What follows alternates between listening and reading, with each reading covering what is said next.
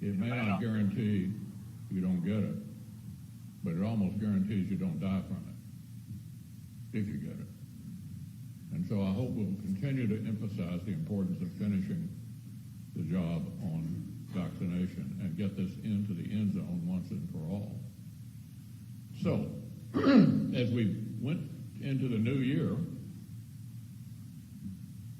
we had vaccines going into arms, people beginning to open up again, and I was astonished to see the new administration recommend that we spend $2 trillion more. And this is called the American Rescue Package. And I said, this sounds like what we did a year ago, before the vaccine, before the PPP loan program, before we floated the economy. This doesn't make sense. It's wildly out of proportion to where the country is now. Well, it passed on a straight party line vote. Not a single member of my party voted for it. So you're going to get a lot more money. I didn't vote for it, but you're going to get a lot more money. Cities and counties in Kentucky will get close to $700 or $800 million. If you add up the total amount that will come into our state, $4 billion, that's twice what we sent in last year.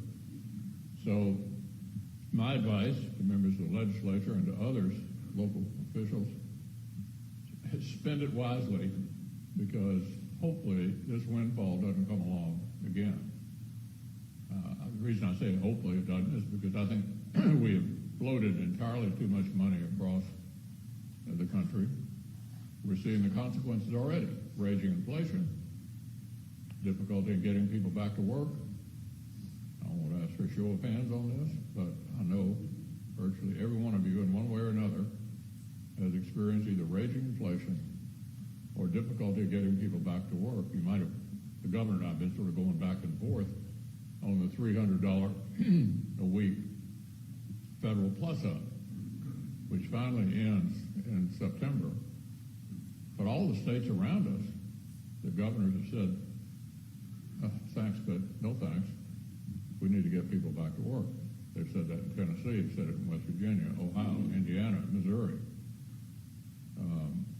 I was on a Zoom call a couple of weeks ago with some people who run businesses in both Kentucky and Indiana, and they said the day after the Indiana governor said we're through with the $300 a week plus up, they got